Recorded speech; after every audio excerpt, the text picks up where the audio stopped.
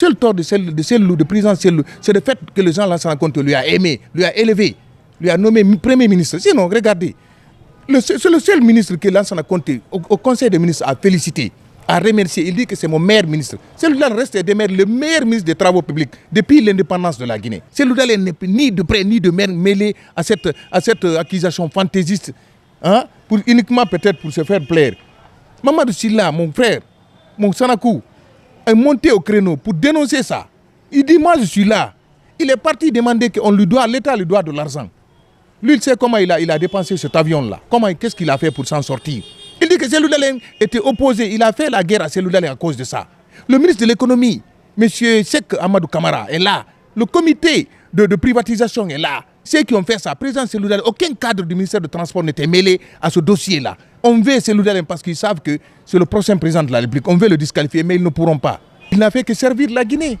Mais pourquoi on n'aime pas ceux qui veulent aider ce pays-là de sortir de l'ornière? Cellou Dalein n'a fait qu'aider ce pays. Pourquoi on ne prend pas le bilan positif de Cellou Dalein? Le Irikiri, Djeliba Koro, le pont de Giani, l'autoroute Fidel Castro, la route de Kouré-Malé. Hein? Ici, là, avec Anko 5, la route de Prince ici. Ça fait depuis 1996, la route là est là. Ça fait plus de 30 ans. La route là est là. Mais ce qu'on vous reproche, les gens estiment, certains estiment que tout ce qui a été fait du bon, hein, quand il était ministre, vous mettez ça à son compte, que tout ce qui a été mauvais, vous vous dites que non, c'est pas... Je vous jure au nom de Dieu, si Cellou avait fait quelque chose qui n'est pas bon, vous allez le dire. Mesdames, Messieurs, bonjour. Ce matin, nous sommes avec M. Mamadou Alpha Bari. Il est communicant de l'Union des forces démocratiques de Guinée. Avec lui, il sera question de l'actualité donc au sein de l'IFDZ. Bonsoir, M. Mamadou. Oui, bonsoir, M. Lamine. Permettez-moi d'abord de vous féliciter, de vous remercier, de vous encourager. Parce que votre métier, c'est un sacerdoce. Vous allez rencontrer beaucoup de difficultés. Certains vont vouloir vous vilipender, mais je vous dis, il faut encaisser. Je sais que vous êtes un homme de résilience. Continuez dans cette résilience. C'est dans ça qu'on grandit et je souhaite que vous soyez un très grand journaliste, plus que comme ça là. Merci beaucoup. Première question.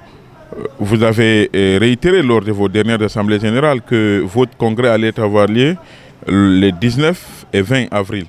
Mais sauf que ces derniers jours-là, nous avons vu un communiqué donc, informant le report du congrès. Qui a sous-tendu, je suis très content de votre question.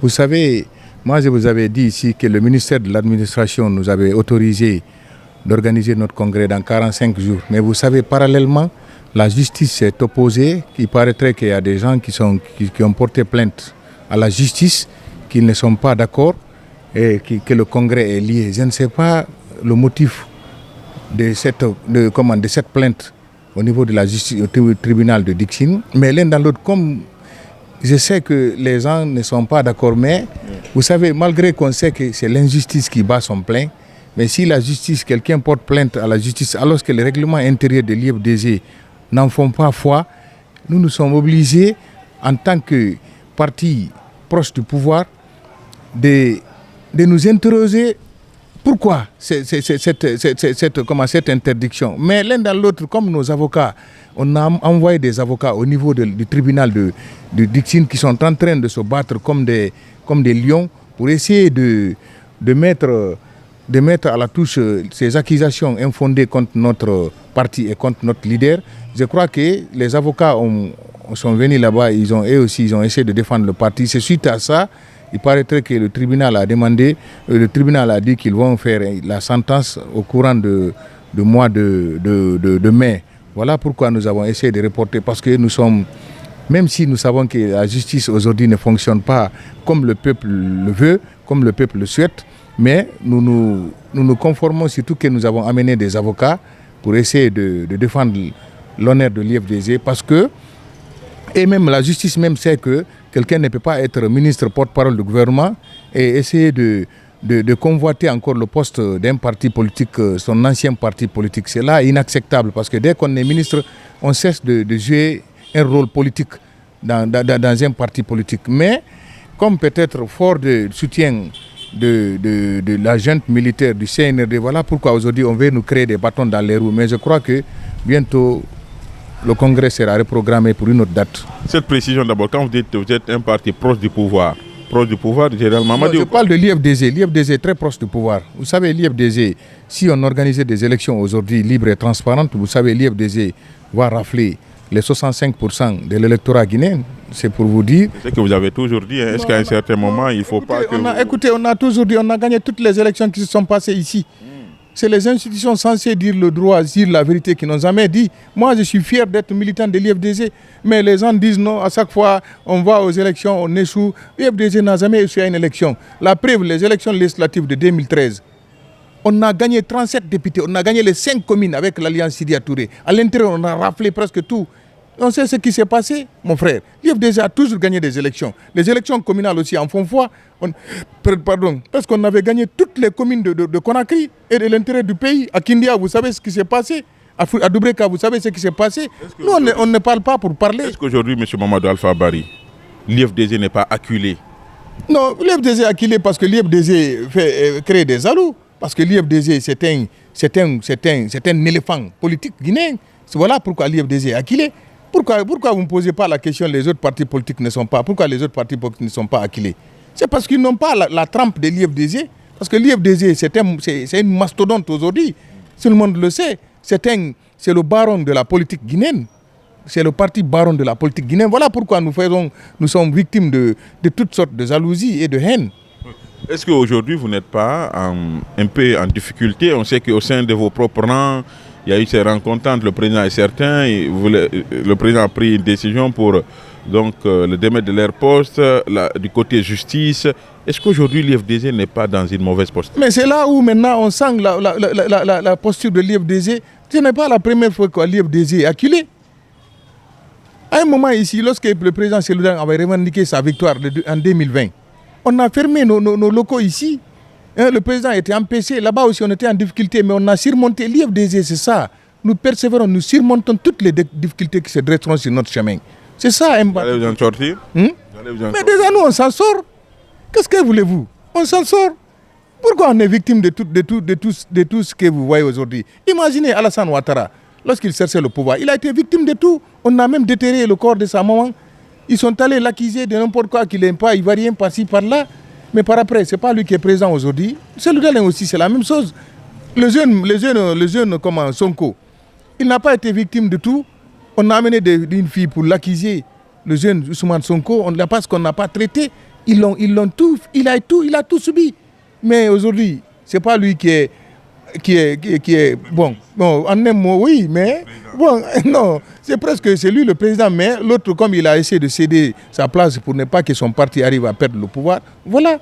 Quand vous êtes important, vous êtes l'objet de toutes les convoitises, qu'elles soient bonnes ou mauvaises. Est-ce que vous aussi, vous ne devez pas, au cas où, faire comme Sonko l'a fait, il a cédé quand même à quelqu'un pour ne pas... Vous n'avez pas compris, nous, jusqu'à présent, je me dis que le général Bouldouya ne va pas se proclamer, ne va pas candidater, ne va pas dire qu'il... Non, ce n'est pas par rapport à la candidature du général. Mais comme votre leader n'est pas encore, ne revient pas, vous avez suivi ce qui s'est passé à la CRIEF. Vous n'avez pas compris, notre leader reviendra. Écoutez, vous savez, quand on veut tuer son chien, on l'acquise de rage. Le président Seloudan, ce n'est pas aujourd'hui que ce problème de cri, ce problème de Air Guinée, il ferait faire surface.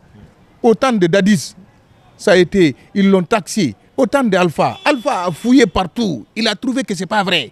Seloudan n'est ni de près ni de mêlé à cette accusation fantaisiste. Hein? Uniquement peut-être pour se faire plaire. Mamadou Sylla, mon frère, mon Sanakou, est monté au créneau pour dénoncer ça.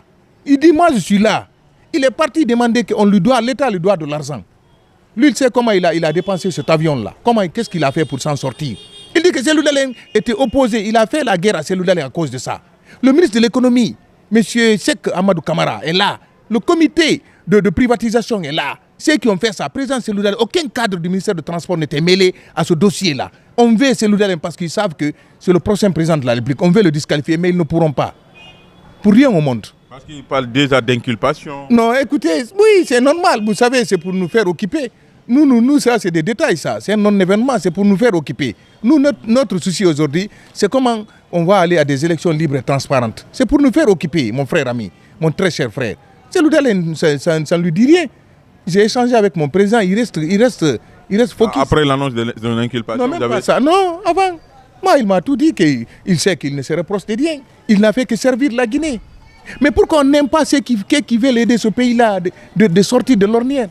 Cellou Dalein n'a fait qu'aider ce pays. Pourquoi on ne prend pas le bilan positif de Cellou Dalein? Le Yirikiri, Djeliba Koro, le pont de Giani, l'autoroute Fidel Castro, la route de Kouré-Malé. Hein? Ici, là, avec Anko 5, la route de Prince ici. Ça fait depuis 1996, la route là est là. Ça fait plus de 30 ans. La route là est là. Mais ce qu'on vous reproche, les gens estiment, certains estiment que tout ce qui a été fait du bon, hein, quand il était ministre, vous mettez ça à son compte, que tout ce qui a été mauvais, vous vous dites que non, c'est pas... Je vous jure au nom de Dieu, si Cellou avait fait quelque chose qui n'est pas bon, vous allez le dire.